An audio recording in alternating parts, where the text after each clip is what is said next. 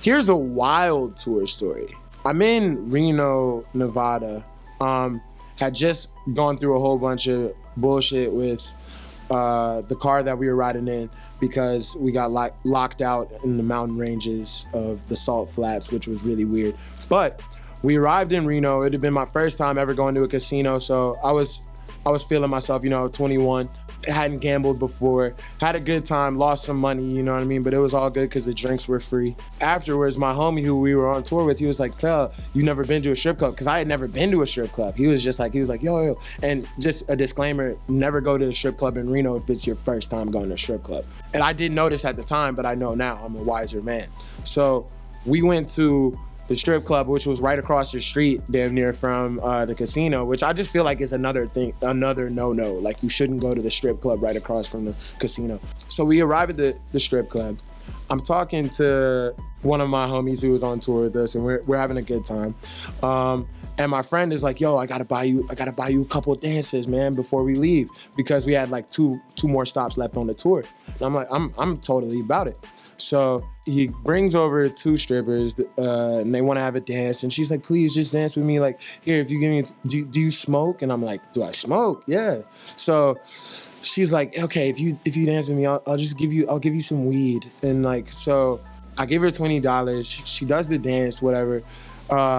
Apparently, she wasn't off her shift yet, so we kind of had to wait. I'm waiting in a strip club, not even really dancing. I don't even have cash like that, and like I'm just sitting in the back, and I'm just like, wow, like I'm really here for weed now at this point, which made me feel like a bum.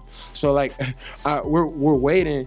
Fast forward like 2 hours, they're all leaving, and apparently she's like from Portland, but she had came down to Reno to strip, which I guess is popping. So. She was like, we're staying at a motel right now. You need to just come through the motel. We follow them to the motel. We go to the motel. It's a whole drug operation at the motel. It's a trap inside of their room. Like, we get in there, they unload 5 trash bags of just pot everywhere, and there's like ounces upon ounces upon ounces upon ounces upon ounces.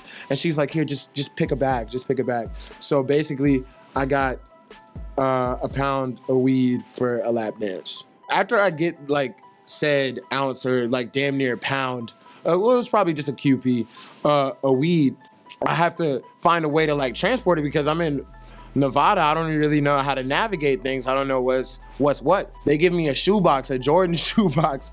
I put the zip in the shoebox and basically hide it from the other tour mate and my manager and just put it in the trunk. And like, it was funny because when we drive like across state lines and get into the next state that we're in, and like they open the trunk and they're like, what does that smell? And I'm just like, this is like my zip of weed that I just got last night. Didn't tell anybody that I got that much.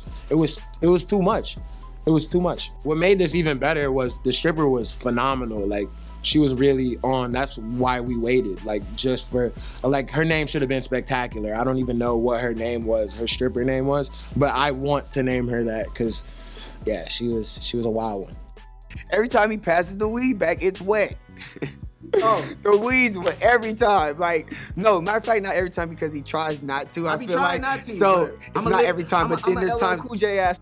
By the time I was on the plane, they were asking me to leave. It just all started coming back to me the next day when Ivan was telling me how I was trying to talk to the pilot while I was on the plane. I was trying to convince the stewardess that I was totally fine. And then when we go to the justice system for help, and we looking for them to change these laws and to give us some type of justice, it's not happening. So every time it's just another blow. At the root of a lot of problems is a lack of love. There's a lack of God's love. There's a lack of brotherly love. There's a lack of respect. So take that message and package it up into this music, put it over this beat.